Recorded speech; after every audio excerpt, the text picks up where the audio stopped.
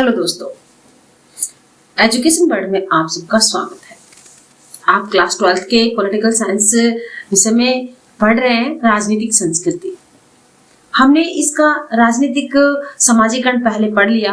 आज हम देखेंगे राजनीतिक संस्कृति, पॉलिटिकल कल्चर। अब देखो, संस्कृति से हम क्या लेते हैं? राजनीति तो हम समझ में आएगा ना, राजनीति क्या होता है। राज्य की नीति जिसके आधार पर देश का शासन चलता है, राज्य चलता है, उसको हम क्या कहेंगे? राजनीति। लेकिन संस्कृति का मतलब क्या है? कल्चर का मतलब क्या है? यानी कि एक समाज का रहने सहने का, खाने पीने का, बोलने का, चालने का, व्यवहार का जो तरीका होता है, उन सबको हम सम्मिलित रूप से क्या कहेंगे? संस्कृति। अब देखते हैं हम इसमें राजनीतिक संस्कृति एक समाजशास्त्रीय अवधारणा। क्यों कहा समाजशास्त्रीय अवधारणा इसको? क्योंकि समाज में ही मिलेगी आपको, क्योंकि हम पता है संस्कृति कहाँ मिलेगी? समाज में ही तो मिलेगी। इसलिए राजनीति से जब इसको जोड़ दिया तो कैसा विषय हो गया? समाजशास्त्रीय धारणा हो गई है। किसी भी राजनीतिक व्यवस्था के सदस्यों की उस राजनीतिक व्यवस्था के प्रति अभिवृत्ति, यानी कि उसके विचार, विश्वास, प्रतिक्रिया, अपेक्षा और संपूर्ण राजनीतिक व्यवहार से ही किसी व्यवस्था की राजनीतिक संस्कृति का निर्माण होता है। हमारा प्रश्न बन गया, राजनीतिक संस्कृति का निर्माण कैसे होता है? प्रश्न लिख लेना, नोट करना। 1 नंबर का या 2 नंबर में भी आ सकता है। राजनीतिक संस्कृति का निर्माण कैसे होता है? तो ऊपर हमारे समझ में आ गया, किसी भी राजनीतिक व्यवस्था के सदस्यों की उस राजनीतिक व्यवस्था के प्रति अभिवृत्तियों, विश्वासों, प्रतिक्रियाओं, अपेक्षाओं और संपूर्ण राजनीतिक व्यवहार से ही किसी व्यवस्था की राजनीतिक संस्कृति का निर्माण होता है। हम देखते हैं वस्तुतः संस्कृति व्यापक सामान्य संस्कृति का हिस्सा है, जिसमें समाज के सदस्य अपने मूल्यों, भावनाओं, मनोवृत्तियों, विश्वासों, भावनाओं को क्या करते हैं? आपस में संचारित करते हैं। एक सामान्य जीवन पद्धति के दृष्टिकोण का विकास ही सामान्य राजनीतिक संस्कृति है। राजनीतिक संस्कृति उसी सामान्य संस्कृति के राजनीतिक शासकीय दृष्टिकोण से संबंधित है। ठीक है, हम देखते हैं आगे राजनीतिक संस्कृति का अर्थ एवं परिभाषा, meaning and definitions of political culture. समझ में आ जाएगा?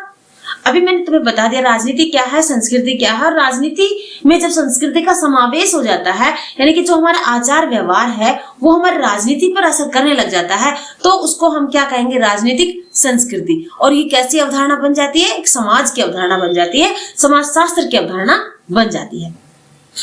अब इस राजनीतिक संस्कृति को आमंड ने कार्य के प्रति अभिमुखीकरण, यानी कि कार्य के प्रति समर्पित होना, उसकी तरफ मुख कर लेना। डेविड स्टन ने कहा पर्यावरण, स्प्रो ने कहा राजनीतिक शैली के नाम से उद्धृत। अब इसको अंडरलाइन करना। राजनीति संस्कृति को विभिन्न नाम दिए हैं भिन्न रचनाकारों ने। आमंड ने क्या कहा? कार्य के प्रति अभिमुखीकरण। डेविड स्टन ने क्या कहा? पर्यावरण कहा राजनीति संस्कृति को। और स्प्रो ने क्या कहा है? राजनीतिक शैली। ये 1 नंबर के क्वेश्चन है हमारे भैया, अच्छी तरह से याद कर लेना इनको, अभी से याद हो जाएंगे, बाद में करने की जरूरत होगी ही नहीं हमें। राजनीतिक संस्कृति को विकासशील देशों के संदर्भ में सर्वप्रथम अवधारणा के रूप में प्रतिपादित करने वाले कौन है? ये आमंड और पावेल। इसको अंडरलाइन करना। हमारा 1 नंबर का प्रश्न बनेगा। इसको प्रश्न क्या बनेगा? राजनीतिक संस्कृति को विकासशील देशों के संदर्भ में, यानी विकासशील देशों के कार्य में सर्वप्रथम किसने अवधारणा के रूप में प्रतिपादित किया? आमंड और पावेल ने। उनके अनुसार राजनीतिक संस्कृति किसी राजनीतिक व्यवस्था के सदस्यों की राजनीति के प्रति व्यक्तिगत अभिवृत्तियों और उन्मुखताओं की शैली है। आमंड और पावेल की ये जो परिभाषा है हमें याद करनी है। ठीक है, एलन बाल की एक पुस्तक है आधुनिक राजनीति और सरकार, इसको अंडरलाइन करो। ये इसमें भी राजनीतिक संस्कृति के बारे में बताया गया। एलन बाल ने कौन सी? आधुनिक राजनीति और सरकार। इसमें भी उन्होंने परिभाषित इसको किया है और जिनका राजनीतिक व्यवस्था और राजनीतिक विषयों के साथ संबंध बताया। नीचे देखते हैं हम लुसियन पाई। इन्होंने राजनीतिक संस्कृति का संबंध किससे बताया? अभिवृत्तियों, विश्वास और भावनाओं के समूह से बताया। ठीक है, समझ में आया? ऐसे इन्होंने अपनी परिभाषा दी। सिडनी बर्बा ने क्या कहा? राजनीतिक संस्कृति के में आधुनिक अनुभविक विश्वासों, भावनात्मक प्रतीकों और मूल्यों की व्यवस्था है जो परिस्थिति अथवा दशा को परिभाषित करती है, जिसमें राजनीतिक क्रिया संपन्न होती है। हमारे पास किसी की परिभाषा आ गई, देखो आमंड पावेल की आ गई, एलन बाल की आ गई, लुसियन पाई की आ गई और सिडनी बरवा किया गई। हो सके तो ये सारी परिभाषाएं हमें याद कर लेनी है। आगे आते इस प्रकार स्पष्ट है, राजनीतिक संस्कृति व्यवस्था के प्रति सदस्यों की मनोवृत्तियों और अभिव्यक्ति प्रतिक्रिया एवं अपेक्षा है। हमें समझ में आया। अब उसके बाद देखते हैं हम राजनीतिक संस्कृति के घटक। समझ में आया? Component of the political culture. राजनीतिक संस्कृति में अभिमुखीकरण और राजनीतिक विषय नामक दो घटक हैं। एक तो अभिमुखीकरण, इसका अर्थ है प्रवृत्ति या झुकाव। किसी वस्तु के प्रति या किसी विचार के प्रति हमारा झुकाव होना क्या कहलाएगा? अभिमुखीकरण। अंडरलाइन करना, अभिमुखीकरण किसे कहते हैं? किसी के प्रति हमारी प्रवृत्ति या झुकाव। आर्मेंड पावेल ने अभिमुखीकरण के 3 घटक माने हैं। कौन कौन से? ज्ञानात्मक अभिमुखीकरण, अर्थात ज्ञान के आधार पर किसी के प्रति झुक जाना। भावात्मक अभिमुखीकरण, यानी कि भावनाओं से किसी व्यक्ति के मन में झुकाव आना। मूल्यांकन अभिमुखीकरण, अर्थात उन विषयों के बारे में व्यक्ति की उचित अनुचित शुभ अशुभ का मूल्यांकन करना। अब ये अंडरलाइन करना एक बार। आर्मेंड पावेल ने अभिमुखीकरण को कितने अंगों में बांटा? ज्ञानात्मक, भावात्मक और मूल्यांकनात्मक। तीनों अंडरलाइन कर लिए? समझ में आ गया? अब दूसरा क्या है? राजनीतिक विषय। अभिमुखीकरण के 4 विषय हैं। राजनीतिक विषय में कौन कितने विषय बताए? 4। राजनीतिक व्यवस्था, राजनीतिक संरचना, समस्या एवं नीतियां और राजनीतिक कर्ता के रूप में। अंडरलाइन कर लेना, इनको याद कर लेना। ये 4 नंबर का क्वेश्चन है हमारे पास। ये कौन सा बताइए मुझे जल्दी। राजनीतिक संस्कृति के घटक। राजनीतिक संस्कृति के घटक बताइए। तो हमें क्या बताएंगे? 2 तरीके का, अभिमुखीकरण और राजनीतिक विषय। अभिमुखीकरण में कितने बताए? ज्ञानात्मक, भावात्मक और मूल्यांकनात्मक। राजनीतिक विषय में कितने बताए? 4 प्रकार। राजनीतिक व्यवस्था, राजनीतिक संरचना, समस्या, नीतियां, राजनीतिक कर्ता के रूप में व्यक्ति। हो गया क्लियर दिमाग पे? याद भी हो जाएगा हमारे साथ साथ। ठीक है, अब देखते हैं राजनीतिक संस्कृति के निर्धारक तत्व। Determinant of the political culture. सबसे पहले देखो, राजनीतिक संस्कृति को कौन निर्धारित करता? इतिहास। किसी भी व्यवस्था की राजनीतिक संस्कृति उसके इतिहास की परंपराओं पर निर्भर रहती है। और भारत की राजनीतिक संस्कृति संवैधानिक, शांतिवादी, लोकतांत्रिक होगी। तो वही कुछ अर्धविकसित देशों में राजनीतिक संस्कृति हिंसक अथवा अलोकतांत्रिक भी हो सकती है। इस तरह इंग्लैंड में राजनीतिक संस्कृति वहां की राजनीति की निरंतरता का परिणाम है, जबकि फ्रांस की संस्कृति क्रांति का परिणाम है। दूसरी देखो इसका निर्धारक तत्व, धार्मिक विश्वास। वर्तमान में धर्म राजनीति संस्कृति के निर्माण में न केवल महत्वपूर्ण भूमिका निभाते हैं, बल्कि कई बार समाज की राजनीतिक व्यवस्था व संस्थाएं किसी प्रकार की होंगी, इस बात को भी वो निर्धारित करते हैं। तीसरा, भौगोलिक परिस्थितियां, यानी कि हमारी राजनीतिक संस्कृति को निर्धारण करने में वहां किसी भी देश की भौगोलिक स्थिति महत्वपूर्ण साधन तत्व के रूप में होती है। जैसे वहां के उपलब्ध संसाधन, जनसंख्या की प्रकृति और देश की राजनीतिक संस्कृति के निर्माण में महत्वपूर्ण भूमिका निभाते हैं। भारत जैसे कि विशाल देश है, भौगोलिक परिवेश वाले देश की राजनीतिक संस्कृति निश्चित रूप से एक छोटे यूरोपीय तथा अफ्रीकी देश से क्या होगी? भिन्न होगी, क्योंकि यहाँ बहुत बड़ा ये देश है। अगला जो हमारा पॉइंट है, राजनीतिक सामाजिक आर्थिक परिवेश। हमारी राजनीतिक संस्कृति को सबसे ज्यादा जो प्रभावित करता है सामाजिक की आर्थिक परिवेश करता है। जैसे धार्मिक, जातिगत भिन्नता, औद्योगिकरण, रूढ़िवादिता इत्यादि से राजनीतिक संस्कृति की प्रकृति क्या होती है? निर्भर होती है। अगला जो हमारा है विचारधाराएं। भाई राजनीतिक संस्कृति पर जो सबसे ज्यादा, इससे भी ज्यादा प्रभाव डालता है विचारधारा का, और ये इसके निर्माण में सहायक होती है। उदारवाद जैसे है, मार्क्सवाद है, पूंजीवाद है, ये विचारधाराएं हैं जो वैश्विक दृष्टिकोण के आधार पर ही राजनीतिक संस्कृति के विकास में क्या हो गई? सहायक और महत्वपूर्ण भूमिका निभा दी। इन तत्वों के अतिरिक्त वैज्ञानिक और तकनीकी प्रगति, मीडिया, प्रेस, शिक्षा, ये भी हमारी राजनीतिक संस्कृति के एक निर्धारक तत्वों की महत्वपूर्ण भूमिका में आते हैं। अब इसके अलावा जो तत्व हैं, शिक्षा का स्तर, भाषा, रीति रिवाज आदि भी हमारी संस्कृति को निर्माण करते हैं।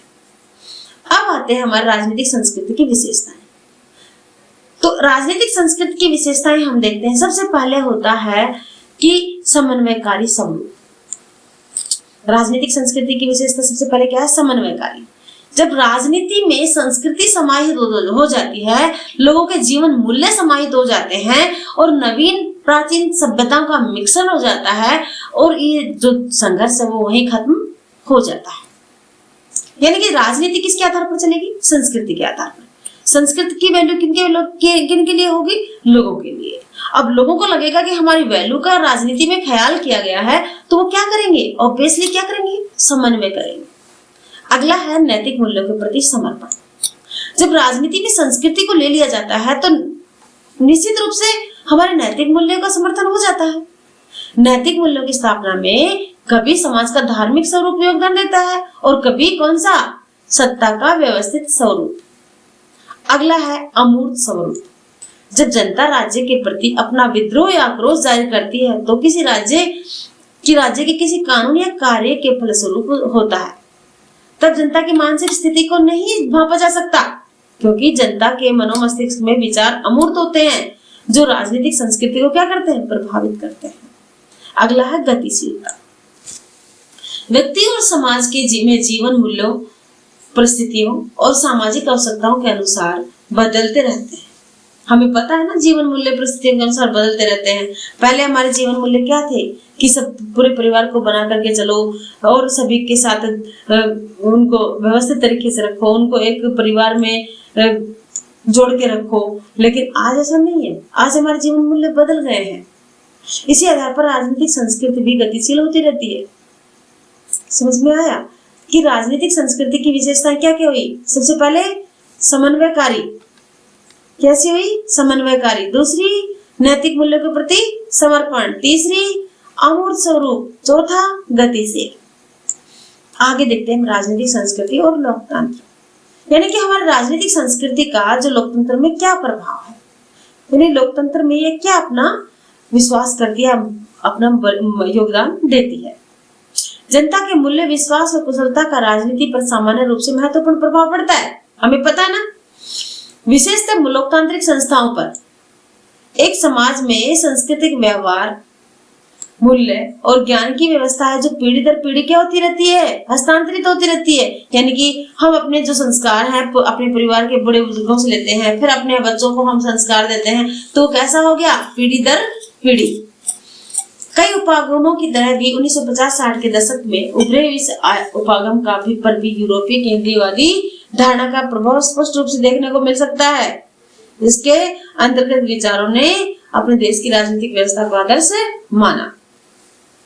हम इसमें देखते हैं, अंदर नीचे आ जाइए, देखो इसमें महत्वपूर्ण अनुभाविक संशोधन ग्रेबियल, आमंड व सिडनी बर्वा द्वारा 1963 में, ग्रेबियल, आमंड व सिडनी बर्वा द्वारा 1963 में लिखित प्रसिद्ध रचना। इसको अंडरलाइन करना भी एक नंबर का क्वेश्चन है ये। The civil culture, political attitude and democracy in 5 nations. कौन सी पुस्तक इनकी? The civil culture, political attitude and democracy in 5 nation द्वारा प्रस्तुत किया गया। उन्होंने कितने पांच नेशन दिया है ना, 5 नेशंस। डेमोक्रेसी यानी 5 लोकतांत्रिक देशों की। कौन कौन सी?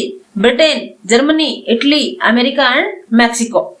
इनकी लोकतांत्रिकता, स्थिरता पर राजनीतिक संस्कृतियों का प्रभाव का विश्लेषण किया था और इसके आधार पर इन्होंने अपनी पुस्तक लिखी। दूसरी तरफ जर्मनी तथा इटली की राजनीतिक संस्कृति में अंतर का खुलासा किया। आमंड व बर्वा के अनुसार राजनीतिक संस्कृति से तात्पर्य राजनीतिक दलों, न्यायालयों, संविधान और राज्य के इतिहास जैसे विषयों के प्रति अभिविन्यासों का प्रतिमान, अर्थात समाज का कोई भी सदस्य इन संस्थाओं के संदर्भ में या अपने राजनीतिक पर्यावरण के संदर्भ में अपने आप को कहाँ रखता है।